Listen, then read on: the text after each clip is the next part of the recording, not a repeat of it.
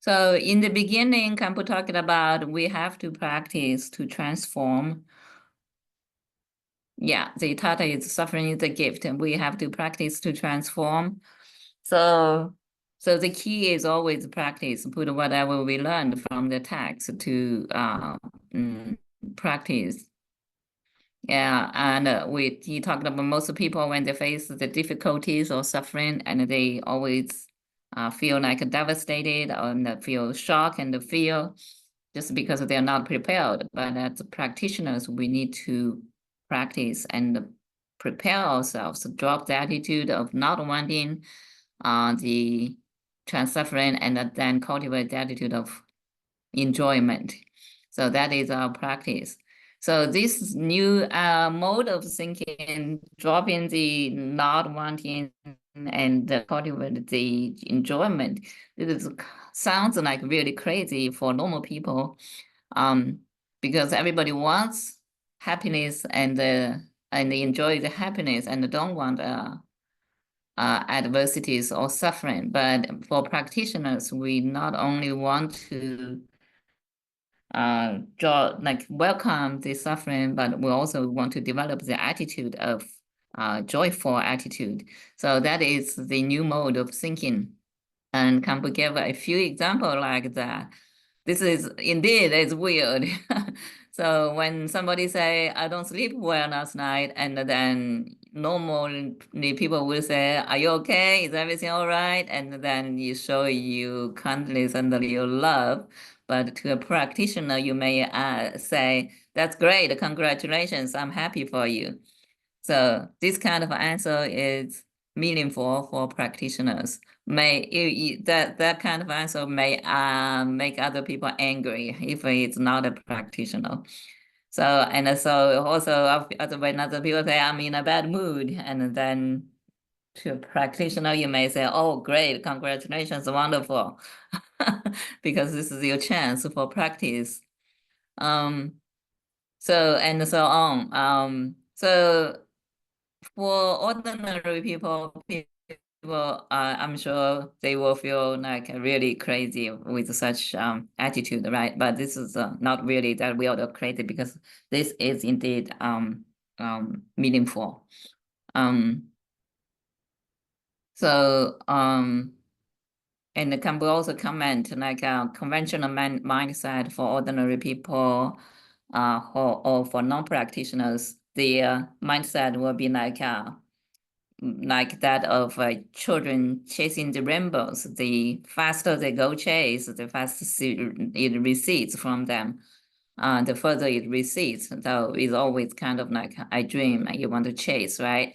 But in in in reality, we know the rainbow is something illusory.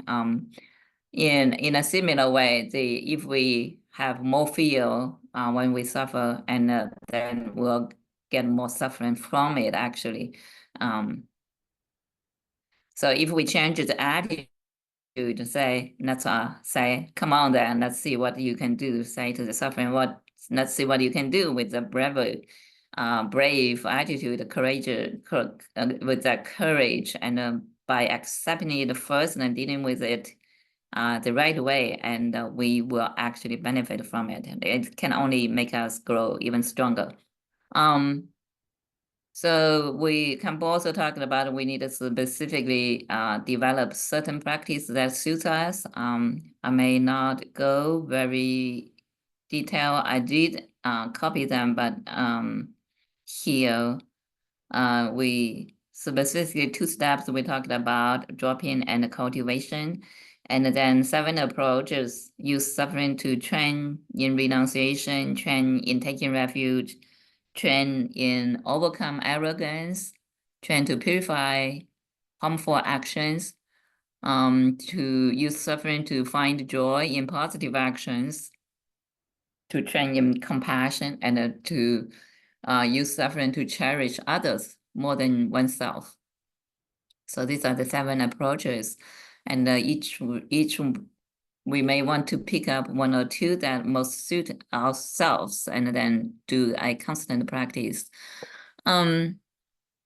So Khenpo also mentioned here, rely on this text. It's somehow similar to the reliance on one's major deity.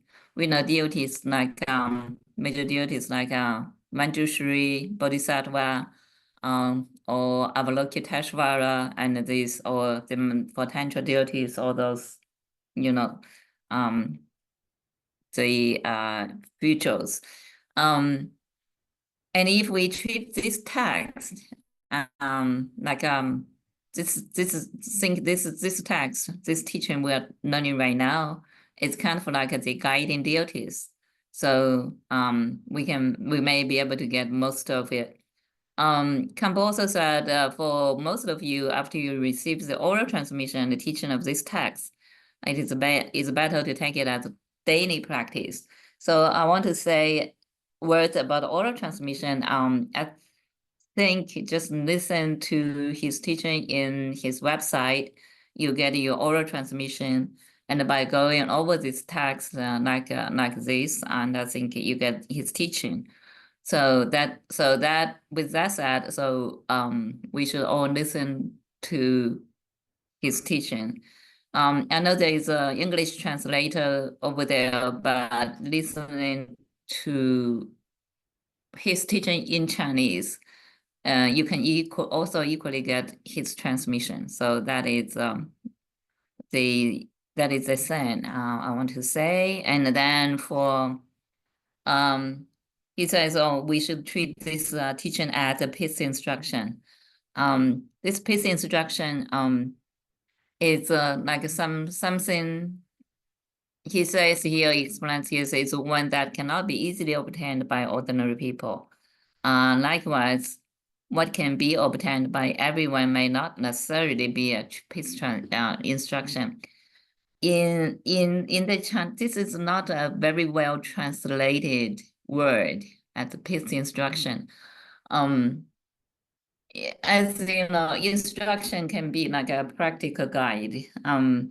In the Chinese version, it's called 教诀, and it is more like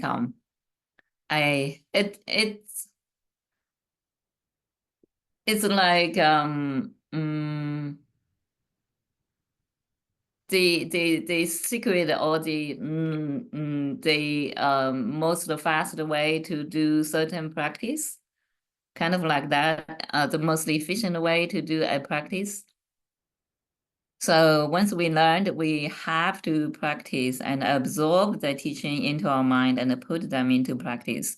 So you can receive thousands of peace instruction, but if we don't practice it, it's like in the sutras, it says it's like you made a full table of delicious food, but you just look at them and you don't even go taste them.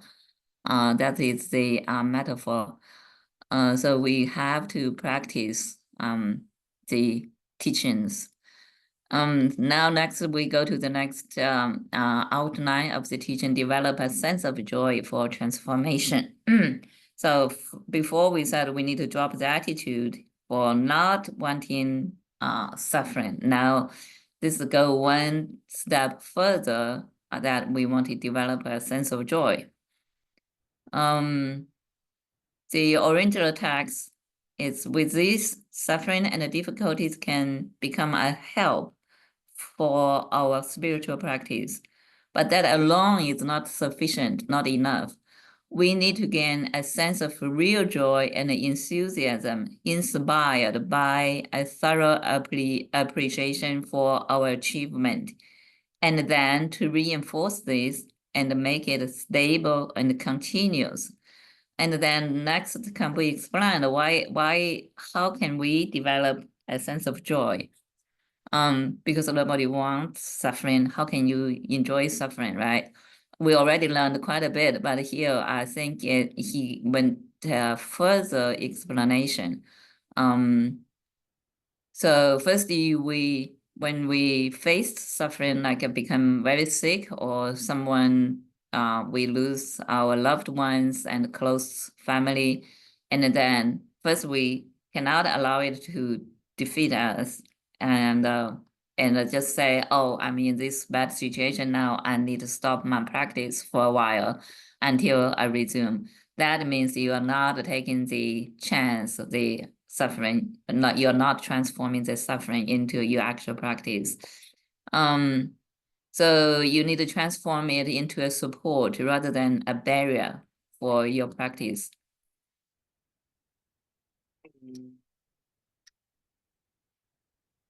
So, but this is not, by doing that, it's still not enough. It does not just end there. It is not sufficient, not enough to just transform suffering and the difficulties into something helpful. Instead, we need to go further and gain a sense of great joy and make it stable and continuous. Why is that? This, needless to say, this is a very challenge, right? But what is the reason for that? Because when we actually face the suffering and we can overcome the suffering, and that actually itself is an achievement. Um, so this sense of joy from your achievement is not slight, but very intense. So once we know we can deal with the suffering and we kind of beat it, and then that is that in our mindset it's easy to arise that sense of achievement, right? And reading this remind me of an old saying when I was working in the lab. So people always say when you get a good results from a project, right? So you do a lot of experiment. A lot of times the result doesn't come as expected, and you feel depressed. But then once you, after a long struggle, you get a good results, and that kind of push your project one big step forward. So you get that feeling of achievement, and that achievement is is a lot of light. It can last. It can last you for a few days. Well, okay. What they compare it to is compared to, the bodily pleasure, like you eating a good meal or you having great sex or something like that. That lasts for a very short time. But the sense of achievement can last for a long time. And by this spiritual practice, I'm sure it can last even longer than getting a good experiment results. So that gives away, again, the importance of practice. And because this is not something naturally come to us, we need to actually analyze it and practice it, and then really get to that personal experience. So can we use the example from Jigme Tenpe? Jigme Tenpe was a Buddhism practitioner, an eminent monk in Tibet. He wrote the 37 verses of Bodhisattva's way. The 37 verses, yeah, that is should be his. He becoming sick, and then before he was sick, he had the ability of lucid dreams, and there he can receive instructions and so on. It was his good practice result, and then he lost it somewhere, and but then he felt sick, and that sickness actually restored his early stage of realization. So suffering is not always negative, and always it really depends on how we perceive it. So for this reason, we need to view suffering as a gift.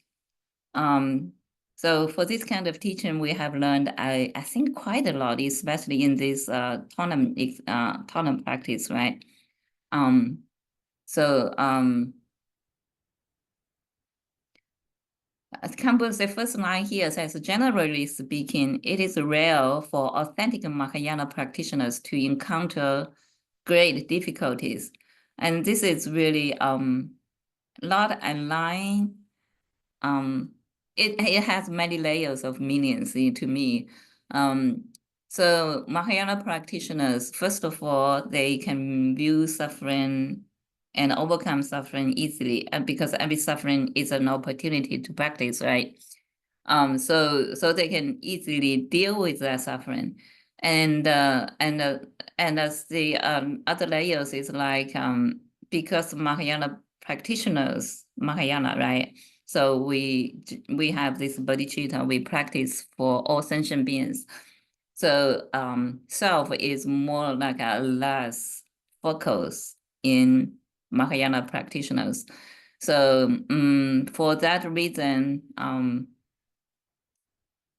most of the difficulties when we face actually is normally the difficulties about me or self or mine, right? And so when we have less focus on me or self, and then we may have less great difficulties. So also there's saying so once you practice, go further, um, your realization comes up later, and then all these difficulties are not difficulties if you can really view them as illusory. There's no real entity, then it's very easy to overcome. And then, of course, there are other layers of meaning there.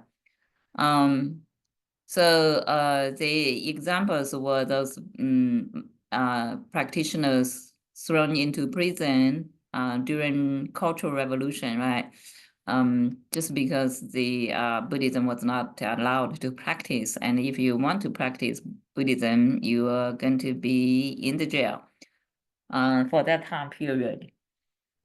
Uh, then many of the Tibetan masters says, okay, make good use of this time, jail time, because this is your opportunity for transform suffering into enlightenment. So think about a normal person put into jail would be like a feel like really sad or bad or whatever, but practitioners really do feel other way around. Because I was thinking about if I was in jail, what I would do, except for like, forced labor, you probably have to go out to work. But then the rest of the time you can actually sit there and do your meditation. Um, and so also talking about public shaming. I know so this was very common in the Cultural Revolution. And these eminent masters actually use that as a contemplation opportunity for doctrine practice. One master, if I remember, I don't remember his name, and he said after that period of time, he was released and he came to uh, restore his practice. And when people ask him, what do you feel the most when you were in the jail? His answer was that I feel the most that I would lose my compassion towards these people who tormented me. That was a very impressive answer. So what this says, suffering is a gift. Yeah, take good use of it. Then habituate the thought of feeling joyful. And we want to cultivate the joyful meaning because when we overcome this suffering or when we transform the suffering, is achievement, is a sense of achievement. So that should bring us a sense of joy, right? And also because it's our opportunity for practice and for being enlightened. So the root text. So with each of the practices outlined above, say to yourself. So this is really the way the master taught in this way. It's very detailed and specific. Say to yourself, this suffering has been of tremendous assistance.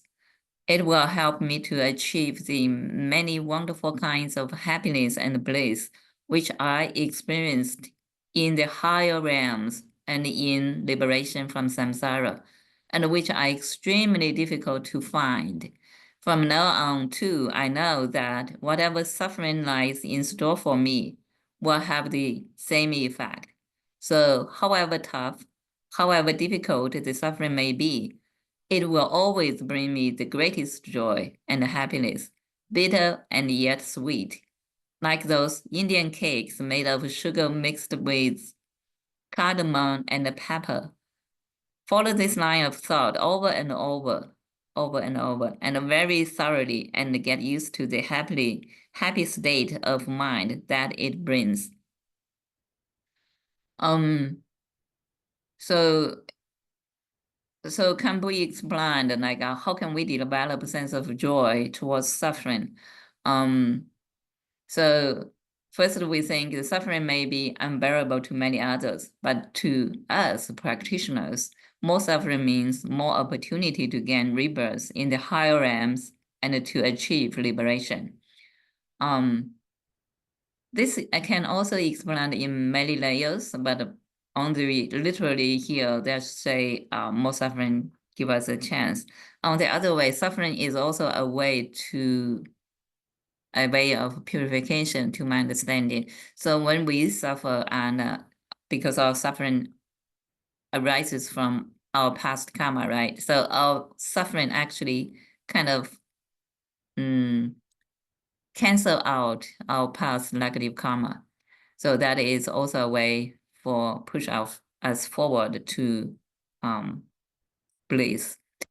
So second, also it is a tremendous assistance to me in attaining the fruition of Shravakayana and the Mahayana, including the ultimate enlightenment of Buddhahood.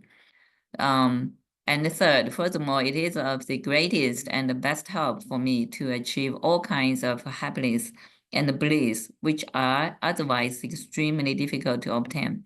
So imagine if we don't really have any suffering, we live a happy, good life since we were born. And nothing is lacking, everything is provided for, and then we probably would never really seek liberation or seek renunciation, right? Because we have just such a wonderful, good life. So in that way, suffering really is a good opportunity. And without suffering, all this cannot be really achieved. So don't just look on the surface that suffering is cruel, brutal, and tough, and unpleasant, and awful. So practitioners take those sufferings as the opportunity. So this is a reverse the role of suffering in here, or completely different roles. So they take the metaphor is the sugar mixed with cardamom. What is that word? Cardamom. I don't know what this is actually. I know pepper, what pepper is. Spicy pepper, which I love. These ingredients, they are bitter and spicy and really pungent even. But they have good medicinal effect, right? They can detoxify the body and get rid of excess water, but they don't really taste good. So the way to take it, to mix it with sugar. So this is just like coffee is also the same way. Of course, we know coffee has many benefits to the body. So Khenpo says our experience of suffering follows in the same way. When we undergo sorrow and happiness, partings and reunions, all these ups and downs in life cause us to taste different psychological flavors, like sour, sweet, bitter, spicy, or salty, whatever. But if we combine this experience with the spiritual practice, which is like sugar, just like cardamom and pepper being mixed with sugar, we will gain a special flavor to our life's experience.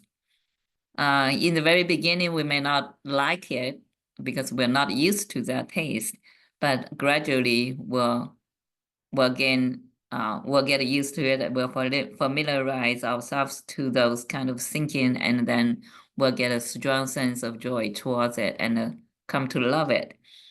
That happens with coffee, and I got to me. I didn't like coffee in the beginning, but after a while, nowadays I cannot go without. So in the precious garland, like Jula used this analogy, say the cardamom and pepper. Monakas whose nature is generosity are liked if they are strong, like a sweet that is hardened on the outside with cardamom and pepper. So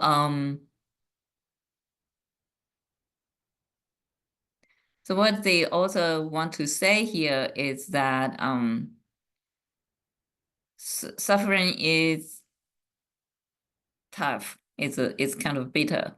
But if we mix it with the spiritual practice, which is kind of like a coating of sugar, and we're going to not only accept it, but gradually get used to it, and we'll enjoy it. So again, continuous practice is the key. We just need to try it over and over and over again, and let ourselves get used to it. That is that part. And then Khenpo use the story of Master Nengha. Master Nengha was a Han Chinese, like he met Tibetan Buddhism in Beijing. This Yonghe Temple is still there in Beijing. It's the biggest Tibetan Buddhism temple in Beijing. It was kind of by the royal family, established by the royal family.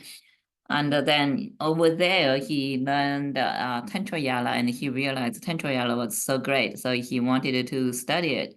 And he initially wanted to go to Japan, but then he was told, we all know that Japanese Tantra Yala is not complete, only containing the outer layer, outer Tantra, right? Outer Tantra, yeah. Which was stemmed from Tang Dynasty from China. And Tibet still have the complete Tantra teaching.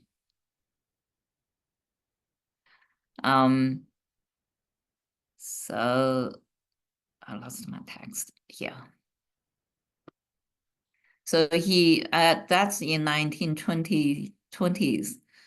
There was no actually good road to Tibet from Beijing, from even Sichuan province, which is close to Tibet. So the travel is mostly only on foot, and the condition was very tough. It took him like how long? He stayed in he met Kansa Rinpoche in Japan, and then from there he went to Lhasa to study and then after from there to Lhasa took him 3 months, and even because it's on foot and on the slow field, and his feet was that's like punched by something, and then he didn't even know until he got warm. But after experiencing all these hardships, physical hardships, and he eventually arrived at Lhasa, and because he's a Han person, he was not allowed to receive any Tantra Yana teachings. So this is definitely as what because he's so purpose for, endure all those hardships was to get the Dharma, but now he's not allowed to even listen to the Dharma. And we can imagine the devastation that he had to face. But eventually he met the Kangsa Rinpoche himself and received many quintessential teachings, including pramana and the ornament of clear realization and many other tantric teachings. And until today, I think he went back to Han area and spread the Dharma there. And he had many, I believe he had many translation also, still studied today. So the reason Khenpo told this story is try to tell us that if we are convicted, if we have this deep conviction about the Dharma, then we can overcome any of those physical obstacles or mental obstacles. We can we can succeed in one way.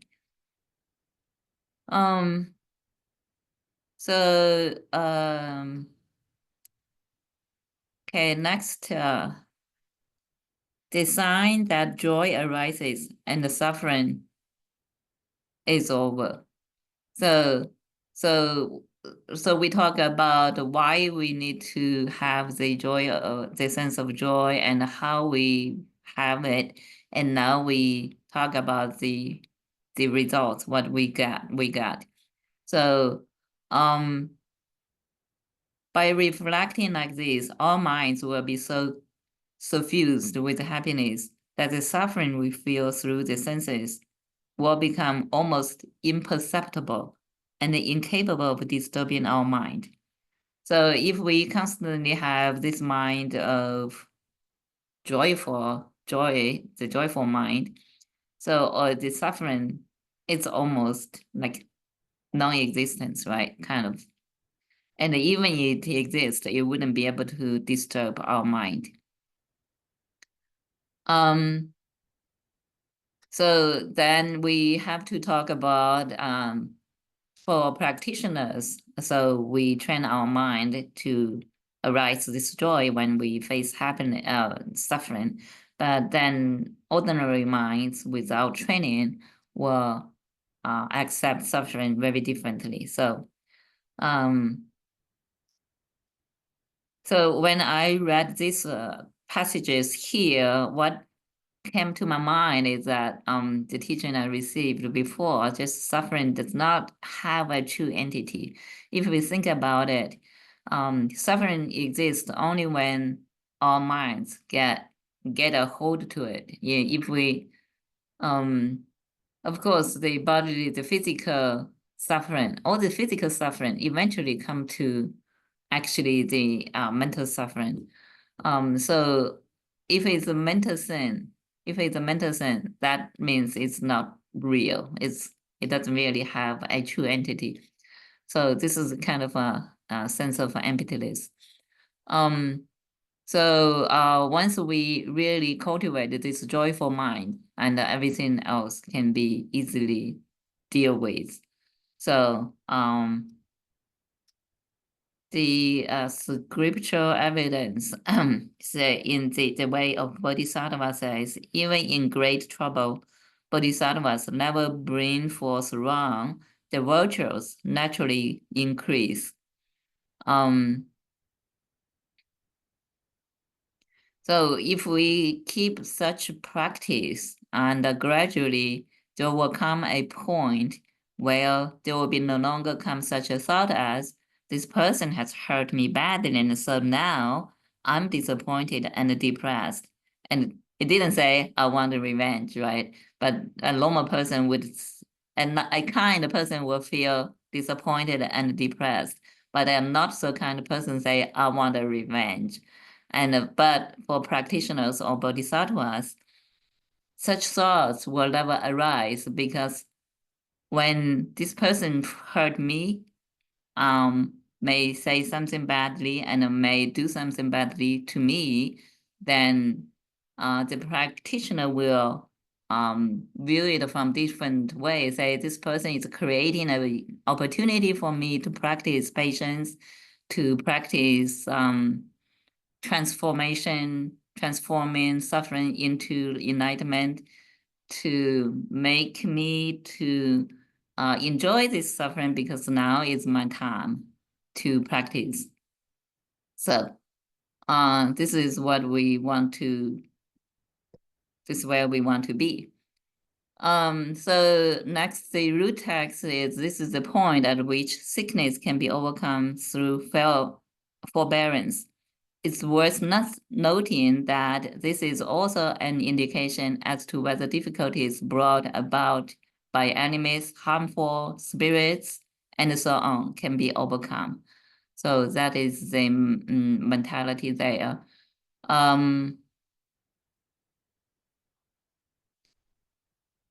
So quality of forbearance. So no, generally we say the quality of forbearance is to remain strong and unperturbed or undaunted by something which has taken place. In here, it means not only to accept suffering willingly, but also to feel happy about it.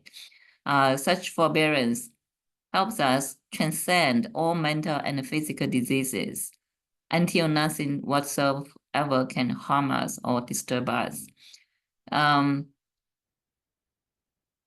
the same holds true when harmful spirits, evil forces, maras, and anything else try to harm you. If you're willing to accept their attempt at harming you, feel happy about it, and take it as a real opportunity on the path, then by this transformation, all of the efforts will be subdued spontaneously, and the difficulties that were intended will be easily overcome.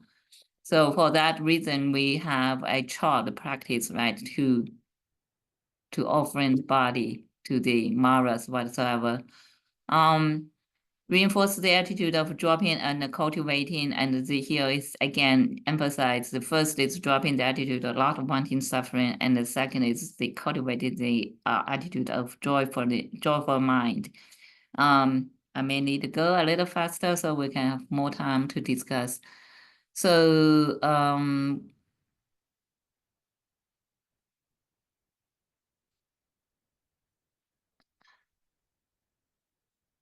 normally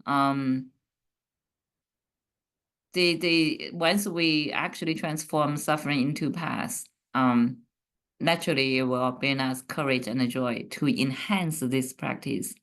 So we have suffering as an important assistant and help. Um, so so with practitioner, in contrary to without practice, and normally we would think that less suffering is will make us happier. But with practice, we now want to kind of go seek for suffering. So that comes next part of the teaching, how to seek suffering. So come to talk about the movies and TVs normally, and in a cliche plot is that some people undergo so great suffering and then they go become ordained, become monks, and this is a way a prejudice in the society, but it also happens quite often. Which is a good thing. So he also says start the practice with smaller suffering. So because the big suffering may just completely sweep us out. So we want to practice with the smaller ones first, step by step in easy stages. So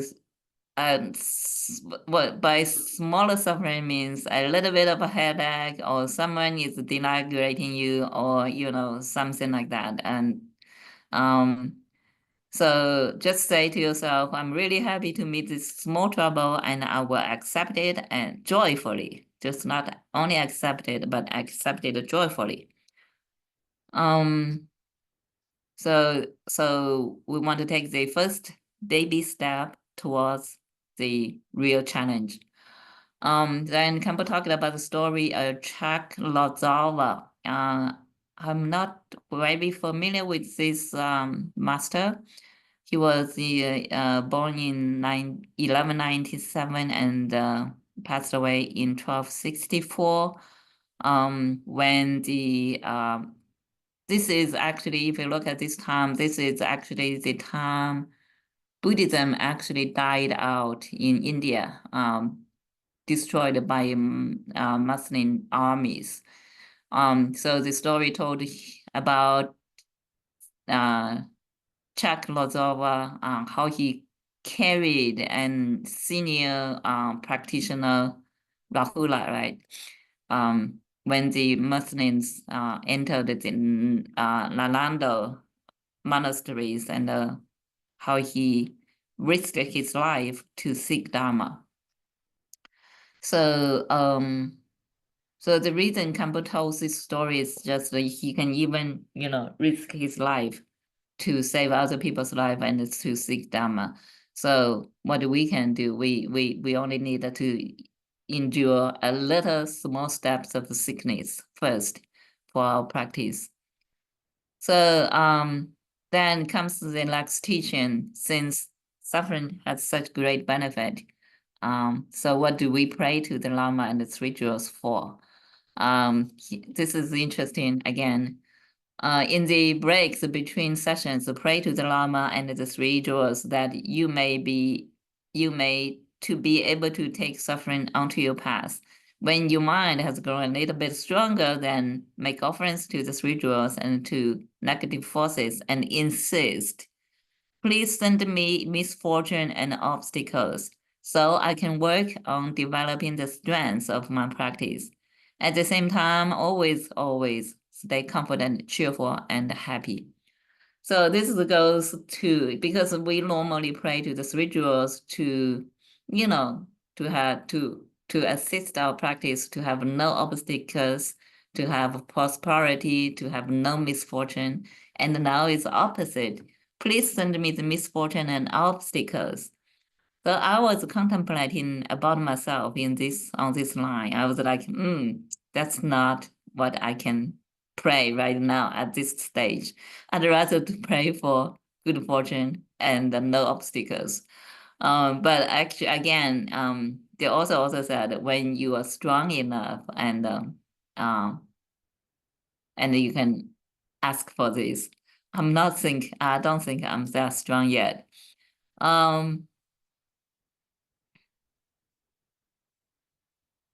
So can we also talk about these young people and how they have all different kind of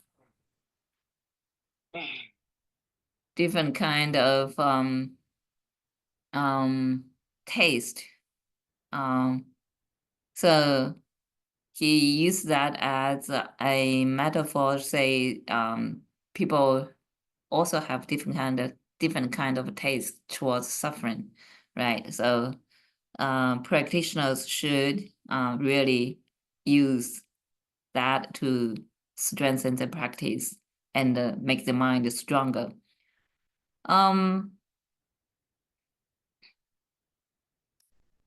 Yeah, I think that's the end of the teaching. Let's do some let's do some free sharing first before I bring up the questions. So which line touched you the most?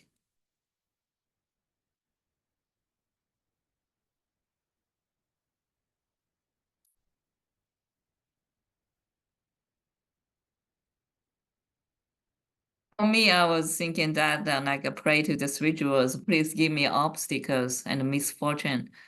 Just like cannot do that, but I can try. It's a goal.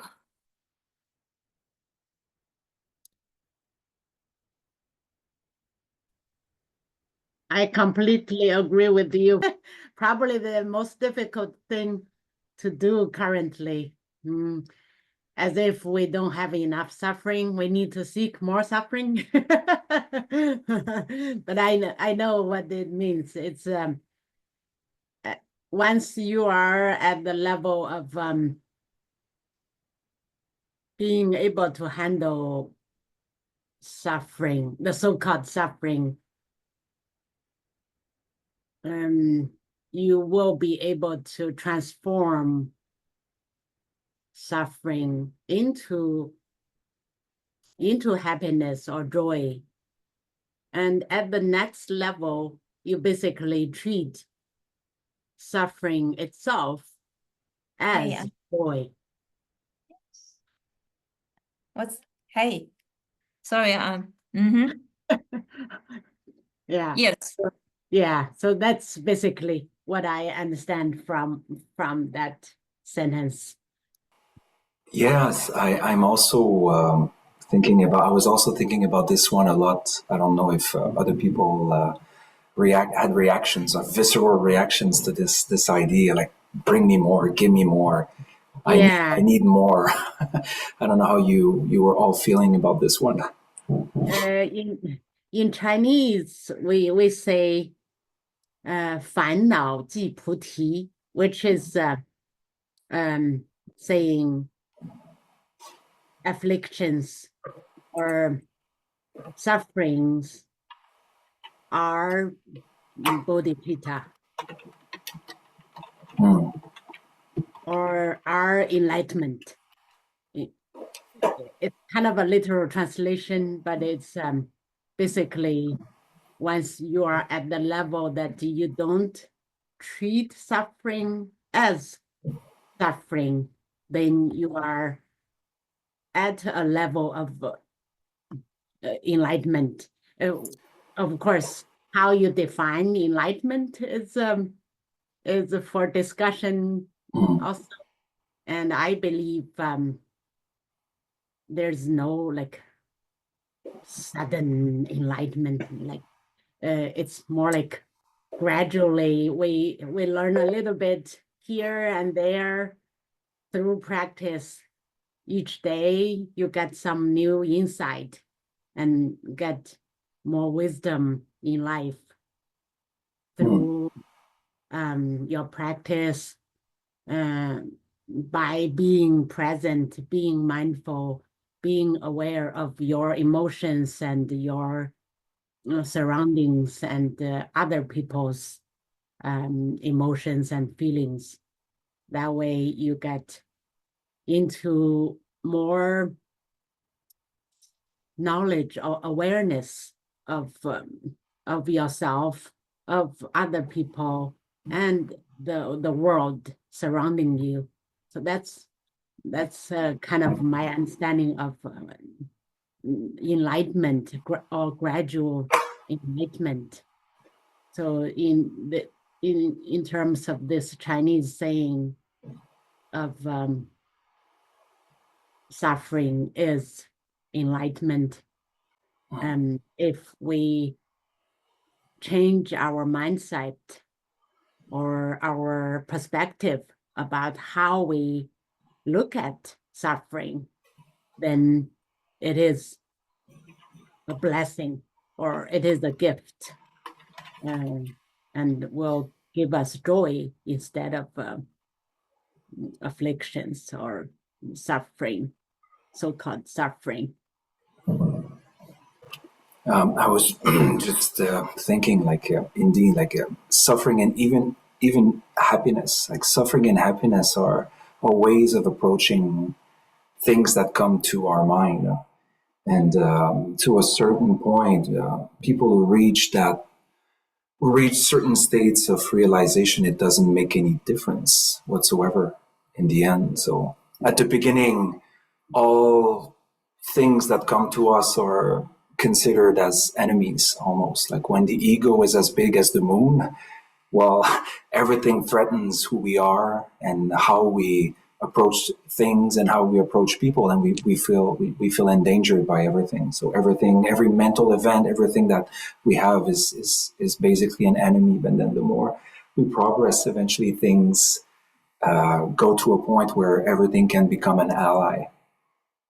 And this is in one of the texts by Mipam Rinpoche. He talks about these elements as well. It's so beautiful. Like, starts with enemy, and then the mind calms down, and everything potentially becomes an ally, and everything becomes enlightened awareness, like the four stages that Mipam Rinpoche describes. So it's quite interesting to see this. So when we can get to a point where you can say, bring suffering to me. Well, this also, I think, shows that it's still a stage of development, because we will get to a point where we won't even consider suffering as suffering anymore. So it is still a sort of a dualistic or dualistic thinking and conceptual thinking to say, I label things as suffering and then I want them to come to me.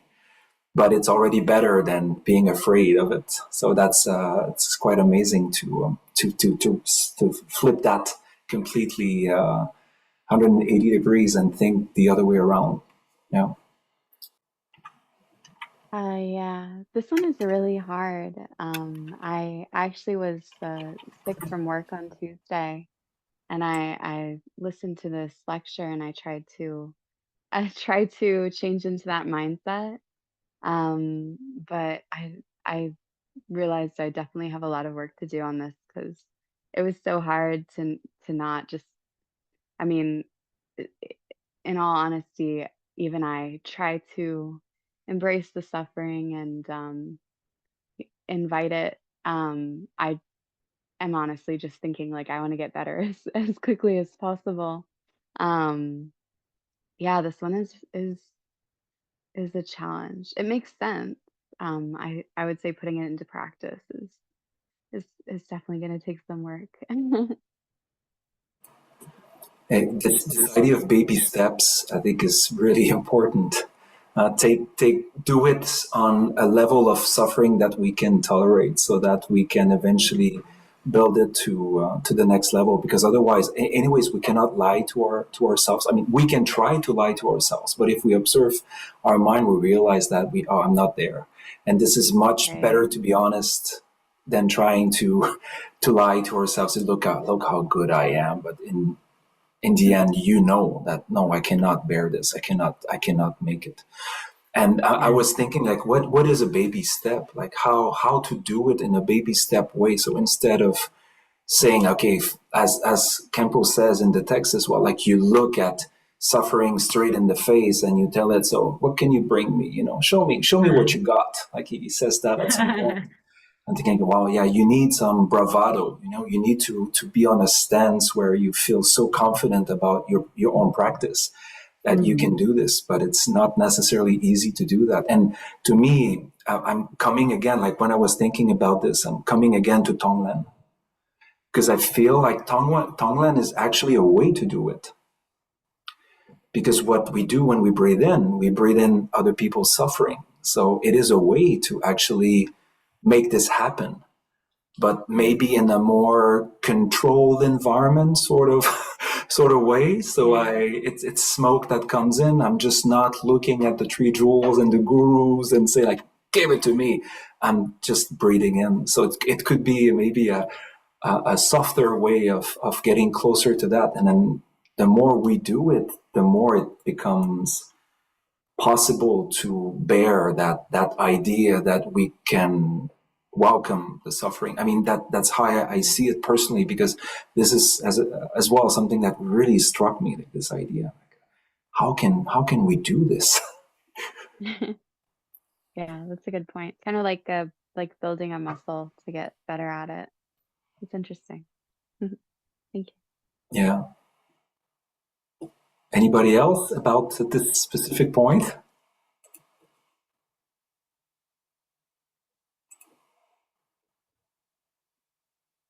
Or maybe we can move to directly to the questions. Is it possible for you to feel joyful when you're suddenly stricken by severe illness? It's kind of a little bit touching what we were talking about, but still, so what would you feel in such a situation? Yeah. And someone says, great, may the three jewels bless you so that you never recover. Oh my. That's so mean. But it's a good question. Yeah, I feel like always go back to the basic.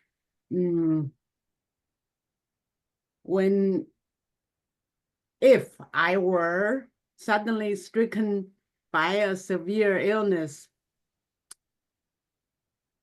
of course, it's very difficult to handle.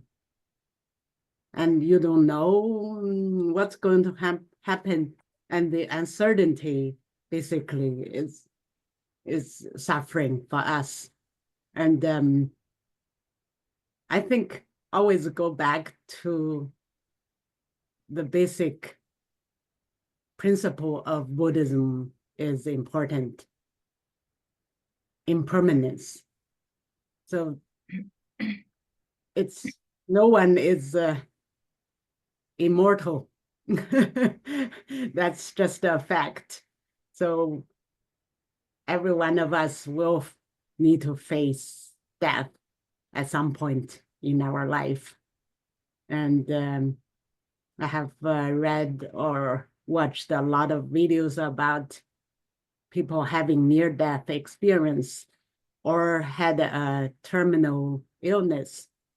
One of the TED Talk I watched was something about a brain tumor was a gift to this person, because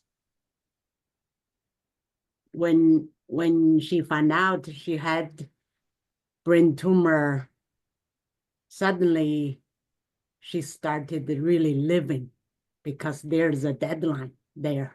Literally deadline. So in that sense, it is a gift. And may the sentence, may the mean words from the other person, I wouldn't take it seriously.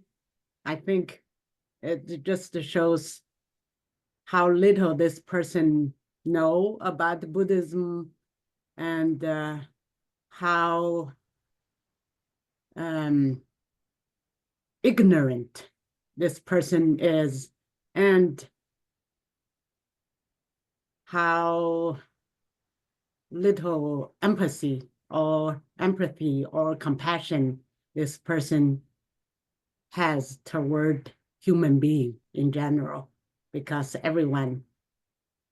at some point in their life will be stricken by a severe illness. This person who said that will be at some point. But what if if the person who tells you that is a long time practitioner, like if Khenpo Sodargye would tell you this?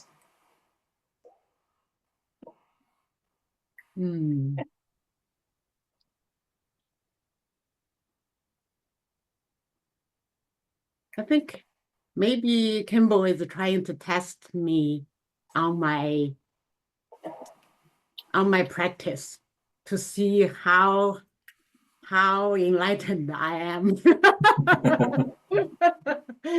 So I will just treat it as a challenge or a test from the guru or from the universe. It's kind of an exercise for me to practice, actually, to practice thinking from the other person's shoes and communicate my opinions to this person, and also try to listen to the other person. What exactly is the original intention, and what was the cause for this kind of result? The result is this sentence, but what does it mean? Where is it from? We don't know. So I would ask further questions to the guru. What do you mean by that? Maybe an interesting question would be to wonder, what does recover mean here? Exactly. Yeah. I wondered with this one, is the idea that it's okay to be sick for longer because you're working out the negative karma and then it won't hit you in the next life? Is that kind of the meaning? Or I'm not sure. That's kind of how I took it. It was like from what we've been learning, they've been talking about how um, the negative things that happen are like may come faster when you're practicing. I think is something they said last week, because it's kind of negative karma from a past life. So I kind of took it as maybe it's not so bad to be sick now and suffer, both so you can work on your practice and strengthen it, but also um, so that you can kind of work out that negative karma now. Um, but I'm not sure if that's right or not. So I was curious, you guys' thoughts. How do you define next life? Oh, I don't know. That's a hard question. What was the question? How do you define next life? Next life, because she's saying this question gearing toward the concept of next life. So to me, sometimes I feel the so-called next life could be tomorrow, or could be the next minute is your next life.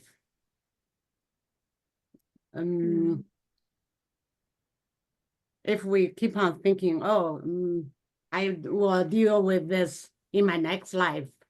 If the next life is after you die, you are basically postponing everything, putting it off. So because the reason could be you don't have the courage to face it right now. But it could be because you need time to digest this thing. So it's a balance, I think. Yeah, you both are right. The next life could be tomorrow. You know, that is a kind of uncertain time for humans. Yeah, I think that the point was like if a person tells me, anyone tells me like, may you never recover, this might be like a stupid statement. Someone tells you that, it feels like the person is weird. But if it comes from a great master, how to take this question? Because this is definitely not a person who's stupid. So that's why we were talking about this specific the last sentence. May you never recover, basically. And this is the line from the text. Yeah, exactly. Yeah. And it could be, I guess, I think this point is good about purification of karma, but the way I see it personally is this: may I never recover, because I was interested by that verb, like to recover. What does recover mean? And my understanding of it is that may my mind never be the same as it was before. If I don't recover, it means that this is bringing me, elevating me. It's changing my mind. It's purifying. It's making sure that I don't return to the ordinary state that I was in before. That's how I would, in a way, interpret this personally. It's really a sentence to ponder, because this is a great, like a very deep thing. Someone tells you this, like, why would they tell me this? And in a way, this is how I could see, like, this is the best wish someone could give me, in a way. Yeah. May you never be the same as you were before. May this bring you along, push you further along the way. But but according to the text, literally, I'm bringing it a layer lower. Okay. According to the text, in the context, this means like may the three jewels bless you so that you'll never recover, right? Means like since you have to face in all this suffering, so constantly remind you, there's nothing like really pleasant in the samsara. You are suffering. The samsara, the nature of samsara is suffering. So you can take this opportunity for you to advance your practice. So when you don't recover, you always have this inspiration behind you.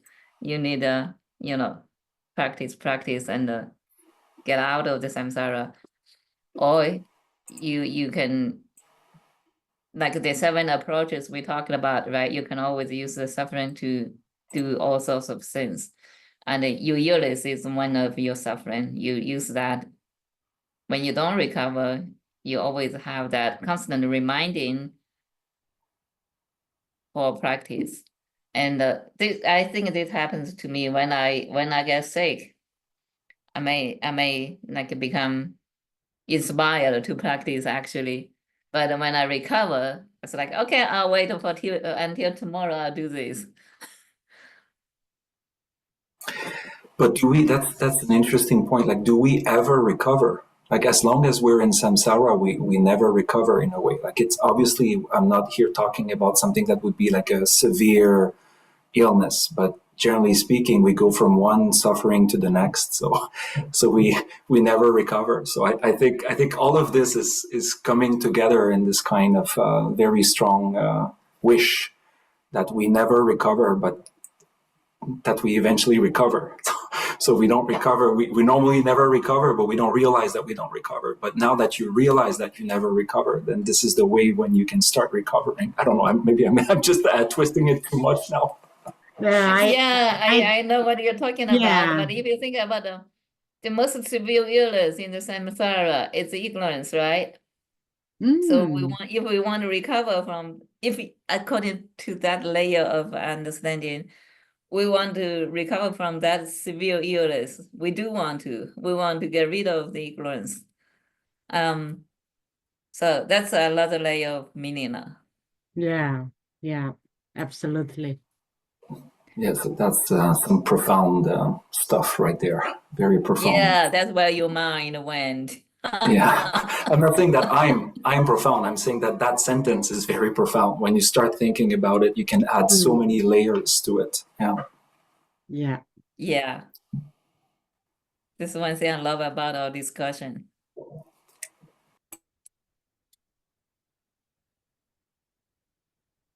Any other comments on these questions? This question, particular question? I want to say something. I think the 3 jewel bless you so that you never recover. I agree.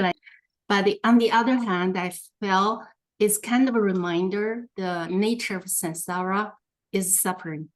In a way, you will never recover. You will always die, even temporarily. Maybe you feel good, you feel recover, but as long as you're not transforming the samsara, you will always suffer. This is the fact. And I remember many years ago, I just started Buddhism. I have a friend, and she's practicing Muslim, and she's Muslim. She's a very serious practitioner. And I was discussing my disturbing thoughts with her, and she was saying in the middle of the night, she was asking Allah to bless her to have more suffering. She felt like her life was too smooth. So she was really asking Allah to give her more suffering. So I think it's the same logic here. But yeah, it's true. It's actually I see like she's really transforming so many difficulties in her life. Is what she's been through is normally the people will say, wow, that's not possible for me to live a life like that. But she is able to make herself so happy. She feel her life is very meaningful. So that's the I think that's the purpose of this sentence. You always remember the nature of the nature of samsara. May you never forget. Sometimes your othering mind, you become happy, you easily forget. You easily forget to practice, even though you feel you're practicing. But the small mind is very smart, and they hiding somewhere. It's hard for you to find. It's like Patrick Rinpoche said, it's the ego is very difficult. Sometimes you feel you are a good person, you feel outside you look so good, but inside maybe you're very proud, of the favorable condition you have. So this way you really goes to the ultimate. You never forget the nature of samsara. This is really feel that way, especially for advanced practitioner. And this is the way. Of course, the beginning practitioner, you goes to the gym, no one asks you to lifting 50 pounds of the weights, you're gonna break yourself, right? This needs to take time. And then it comes all together, this gave you the PT instruction, and we have to practice, really practice, and really develop, really cultivate that attitude for joy, for inviting the suffering, and have that type of attitude. I had so much admiration for my friend, and that was over 10 years ago, for a young Muslim, and she was really furious practicing. Yeah, so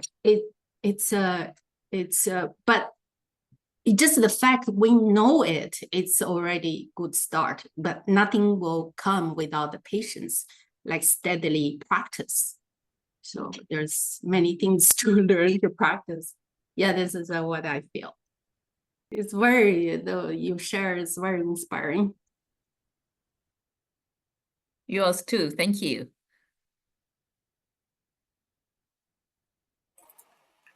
Any more comments on this?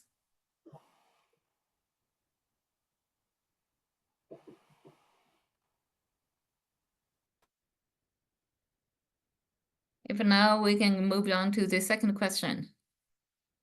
What happens if one can truly embrace suffering with a sense of joy? Well, for me, I think no matter suffering or joy, everything is the breath from the Buddha. Think about that way. Even we are everything, well, how can I say? Even we in a hot day, like Patrick Rinpoche said, even we in a hot day, we have some cool wind breeze on our face, is the blessing, is the breath from the Buddha. So I think when thinking like that way, no matter what happened, no matter I'm happy, not happy, I'm sick, I have a lot of obstacle, whatever, I was just think about is the blessing from the Buddha. And then it's easy to embrace suffering with a sense of joy. And of course, we're using the 7 ways how to using the suffering to find the, to conquer or to find the joy, or that what we learn. Can I answer like that way? I don't know what happened. Yeah. So I think that's the it's best a very way. good answer. It's an excellent answer. Yeah. Okay. Thank you. Yeah, if one can really, can view everything is a blessing from the Buddha, there is nothing you cannot overcome, right? Yeah. Everything You it can is. embrace everything. But I there's one thing I don't really understand, that I don't want to ask for more suffering, because I think depends on the level of suffering. If I'm almost dying, how can I practice? So anyway, but I do think no matter what, I just think, yeah, it's blessing from the Buddha. That's the easiest way. That's a very good way. Anyone else? Maybe you have a different answer?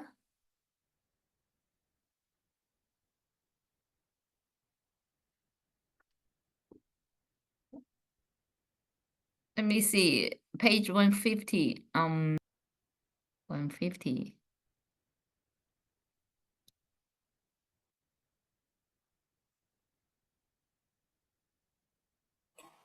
The root text. The root text. Yeah.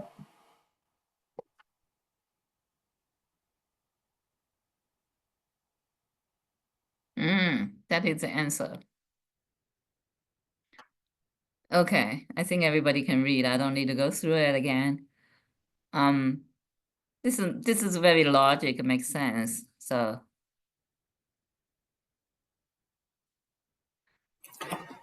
It's like the the idea of the room, the room that is dark, and eventually you turn on the light, and the room becomes bright, and there is no space left for darkness because the light yeah, I is like that cleared too. up. The light has just cleared up all the darkness. It cannot be there anymore.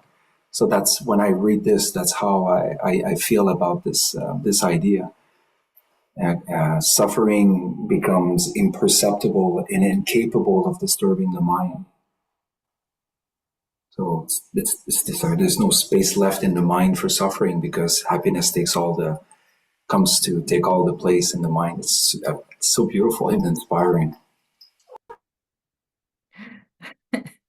I was asked by another practitioner friend.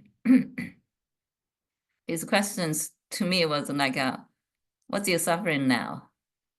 And I thought it's over, and I thought it's over, and I said, maybe the only time I've suffered was the time that I had to meet some deadlines in my grant proposal. So I cannot think of any other sufferings that really you can term like a disturbing sufferings. Yeah, that is the small things, like really non-significant things. I have to meet my deadline.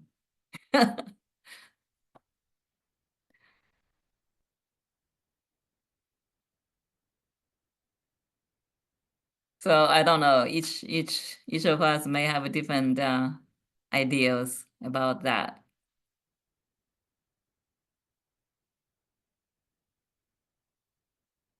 Okay, this one is kind of easy. Anyone else want to chip in? But I think the lacking part for me though, I think I don't have that attitude of embracing everything with a sense of joy. I think I'm still lacking that, because that can be easily see when I focus, when people focus. This is almost for everyone. When you focus your mind on certain things, your expression on that can. I observed a lot of people. Almost everyone's focus when the face expression when they focus is not really in an expression of joy. Most of the time, it's more like an expression of suffer. Think about it. Just ask your close friend to take a picture of you when you focus on something, some projects, doing something. So I think I'm working on that aspect. I am kind of consciously working on that. Because when my friend presented the picture to me, I was like, that is so ugly. So it's just because you don't really take joy in that moment.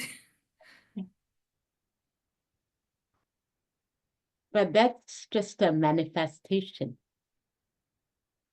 Yes, a manifestation. I argue that too, and when I argue, and my friend just say, think about the Buddha's 32 great marks. Then I would say, well, it's okay because it's not a real, it's just a phenomena, right? Right. He argues every sutra, a lot of sutra for every Buddha, there is always a statement about 32 great marks. Mm. If you want Yeah. to attain the Buddhahood, you have to work, like it can kind of transform yourself in that way, in that direction. Yeah, I thought it makes some sense. I don't know quite now, actually. that's what Leng Yanjing talks about. I don't know the English. Shravagama Sutra. Yeah, Shravagama Sutra. I read a book on this sutra, explanation of the Suragama Sutra by a Stanford or Berkeley professor. He started explaining about the conversation between Buddha and Anand.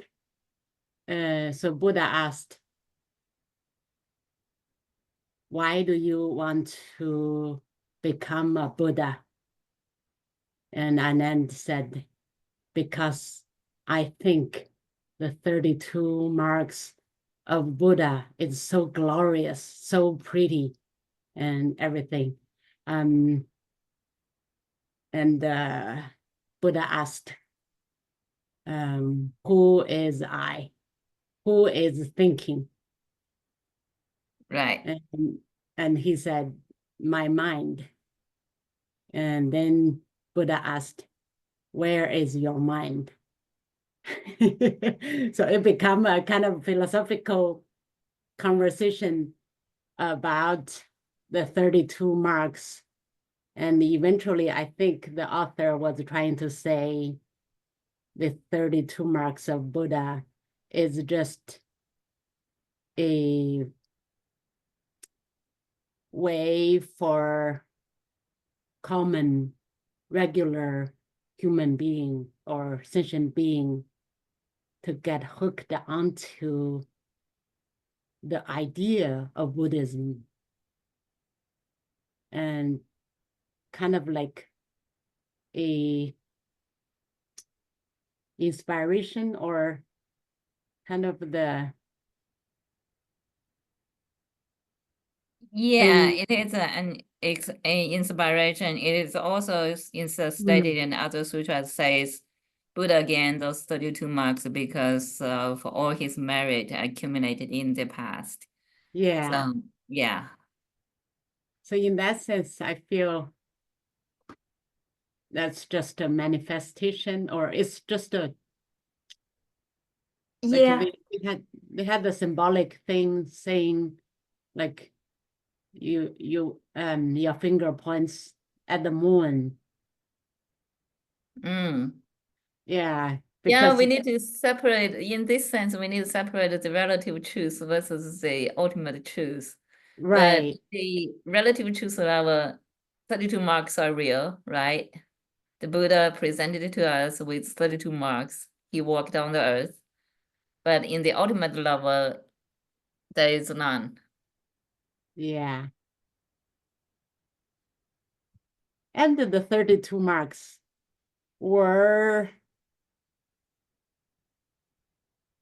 created by the people after him or around that time. And those marks were admired or kind of considered the 庄严 or the kind of the pretty. Yeah. Or I don't want to use kind of small words to belittle Buddha in any way, but what I meant is that's kind of the standard or the ultimate beauty Right. of that time or of that age. And nowadays, because everything is impermanent and things are changing in modern society, how do we practice Buddhism? How do we think about the 32 marks? It's important too, I think. Okay. I think we need to move on to question number 3. Without looking at the text, tell us the 2 steps of transforming suffering to path. From the text, is 2 steps should be first you have to accept the acceptance. That means remove the resistance to suffering. You first of all, this is basic. And second, you have to generate a sense of joy when you feel the suffering. Because I understand that if you only accept that, you know, just the endurance, but you will have bad mood. But if you feel joy, you can continue these things. You can continuously. So the second step very important. But without the first step, you cannot feel joy. So first, both very important. So only, and what I am thinking about is just now we mentioned even we say please suffering, please come. It will make me brave. But usually we don't like suffering. But anyway, for example, the text, this text mention, I like this instance. The text mention example, mixing pepper with sugar to make Chinese traditional medicine. So it can heal your illness and also taste quite good, not very bitter. So this strike me. So because the mixture of bitter and sweet actually leaves a deep impressions than just the sweetness alone. For example, like coffee. Before when I small child, I used to hate the coffee because it's very bitter. But as you grow up, you start to enjoy the bitterness because it has more complicated flavor. It's you know, only plain sweetness. Only you eat sweetness. It's not good. Only small child like that. But when you grow up, you have more flavor. You want to try some more levels, higher level things. So you like the bitter mixed with sugar. And sometimes before I like coffee, before I don't like coffee when I small child, but when I grow up, I like coffee mixed with sugar. Now even I like only coffee, black coffee, because the bitter mixed with some flavor very tasty. So these things, this example tell us actually suffering can give us more joyful. So it's reasonable. So only by practice. So we can from these things we can understand actually bitter things can give us more joyful.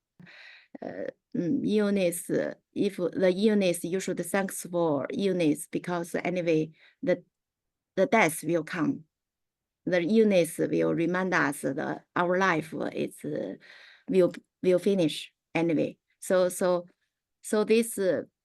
this suffering, even we refuse, they will come. So we have to practice ourselves. We have to accept more bitters, and practice to make us joy. It's like this. Very well said. Thank Okay. you. Maybe any other comments on this? Okay, we need to move on to number 4.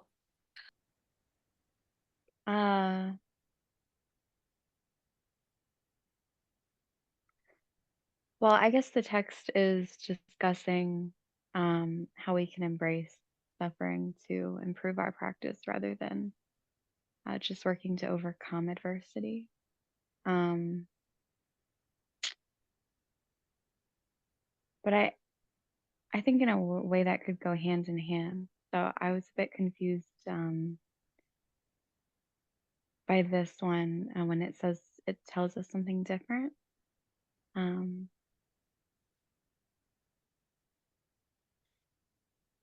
Pray to these rituals over here.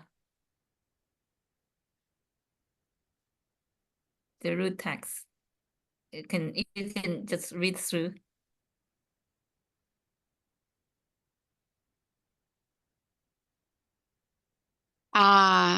This is what we were talking about earlier. Sorry, I didn't see this bit when I was reviewing. Yes, to invite in misfortune and obstacles.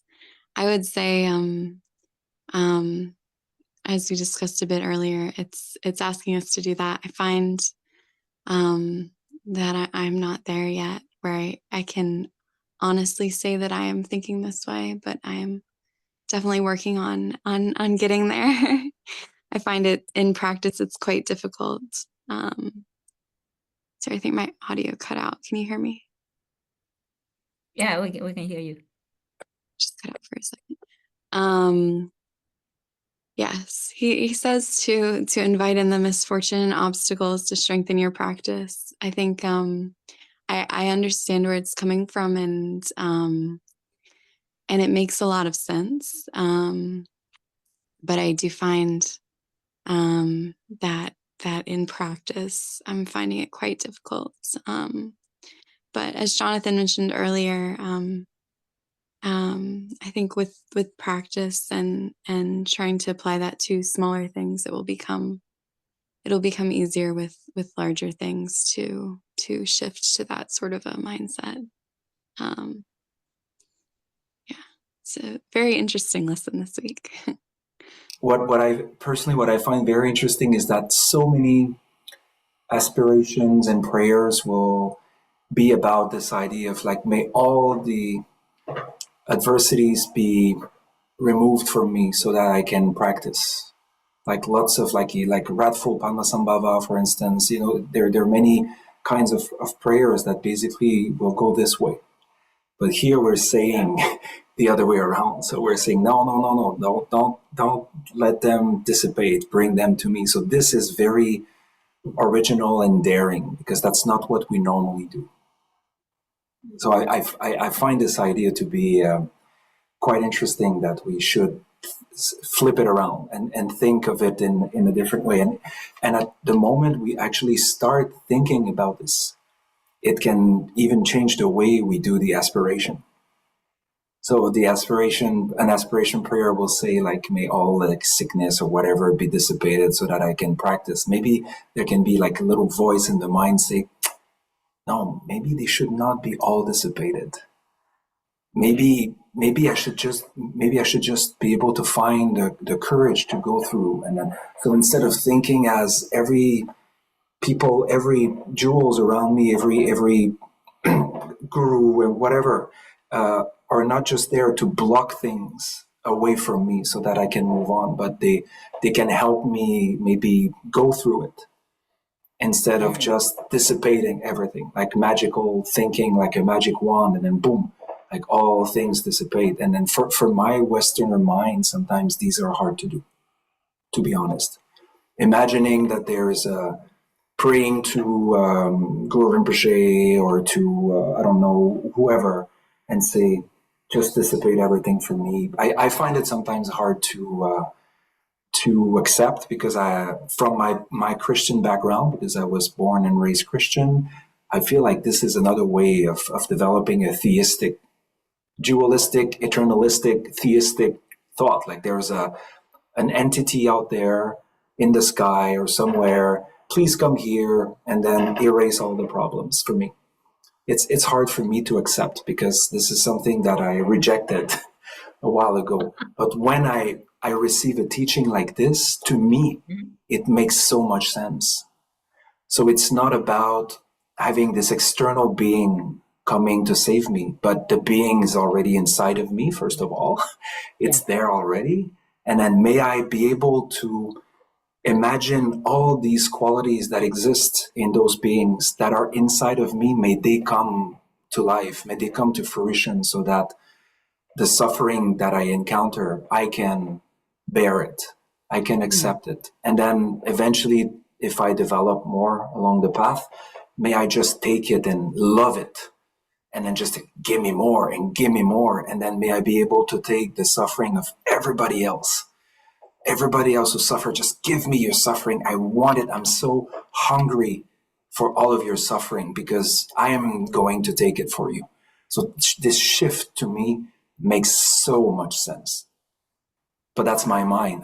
I know for other people it's a different story, but for me this is like, wow, this makes so much sense. This is how I should be practicing and thinking in terms of me.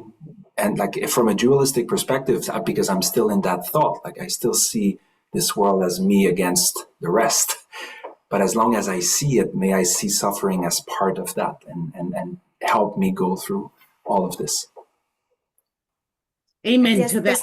Another point is well, Khenpo said, always stay confident, cheerful, and happy.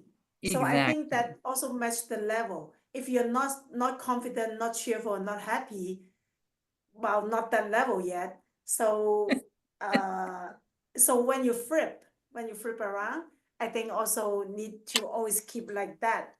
Then you qualify to do flip around. So that's what I understand. Very good. Yeah, I have one more point to add. When think about this line, when we practice tolerance, actually that is taking in other people's misfortune and obstacles, right? So this has a similar meaning. And why we are afraid to pray to the three jewels, that if we pray, maybe we really get misfortune and four obstacles, we would have that fear. That is not confident. That is not simple. Yeah, I was really scared a bit also at the beginning. So I asked the master from La Ronga. So he been master there for over 30 years. So he teach me a small trick. He said, well, you just think about you have a fire in your body. You burn all the black smoke. Everything you go in your body, you burn it. He said, that is a small trick. Then you're not scared anymore. Then you can absorb everything. I think it's pretty good. Yeah, it can be a fire, or it can be, you imagine a light, like there's like a pure light at the center, and then you see everything coming in and then being just completely transformed, and then you just blow it out as something pure. Yes. Yeah, at the beginning, I feel the gusali, that method is much more easy. You just chop it off. It's so much fun, you cut yourself. Stir fry. I can do anything you want. Yeah, I don't care. For that, I feel so easy. You can boil me, you can whatever. But then when the tolerance, I feel still difficult. And then I have to ask the question, what should I do? At the beginning, I think, okay, maybe I practice tolerance and then I practice the gusali. So, and then I, all melted together. And after that method, I think it helped. Yeah. Great. I'm going to share another tolerant practice next week with a different master's instruction. He added that one step, so like the white light, you imagine that purifies all other people's negative forces. I think that is also important. And also I think we have to remember that the bodhisattva who saves everybody, the bodhisattva doesn't exist, and then the people he saves don't exist, and then the suffering that the people have doesn't exist as well. So that's another way of thinking, like it to our level anyways. Like to a certain level it's a different thing, but to our level anyways, it's not about like suddenly everything will materialize so strongly, There's I guess in a way it's also something to remember when we do this practice. Like it's mind training, and eventually it can change into something more when we develop greater realization. But at the beginning, it's mind training. We're training our mind to be open, more flexible, more relaxed, more accepting of others, more generous, and all these things. And eventually, it becomes limitless and powerful. Yeah. Can I share the example of Yeah. for the person who really transformed, embrace the suffering joyfully. Quick sharing, yeah. Can you stop? I just share. This Lama, this Rinpoche, Kanga Rinpoche. This is when he was younger, and this he had diabetes. You see, he lost his eyes. He lost his limbs, the finger all gone. But look at the look. Wow. The finger was amputated. So this is the person who really embraced the suffering joy. We know someone reached that state. It can inspire us to go, but you think like we right away can embrace the suffering like that. It's not possible. It's needed the slowly building through practice and through reinforcing and step by step. Yeah. So Wow. this is when he was younger. Look at it now. That's how he was. And but he passed away already. But he was before. It's very impressive. You see this. Yeah. Wow. Yeah. That's it. Thank you. Welcome. Okay. Just as all the Buddhas and Bodhisattvas dedicated merit, so likewise I also dedicate all merit to the cause of enlightenment of all sentient beings. By this accumulation of merit, may I obtain all-seeing omniscience, and may all faults be defeated. The whirling, turbulent waves of birth, aging, sickness, and death. From this ocean of samsara, may I liberate beings. Just as the Bodhisattva Manjushri attained omniscience, and Samantabhadra too, all these merits now I dedicate to train and follow in their footsteps. As all the victorious Buddhas of the past, present, and future praise dedication as supreme, so now I dedicate all these roots of virtue for all beings to perfect good action. Om Ahom Vajraguru Pema Siddhi Hom. Om Ahom Vajraguru Pema Siddhi Hom. Om Ahom Vajraguru Pema Siddhi Hom.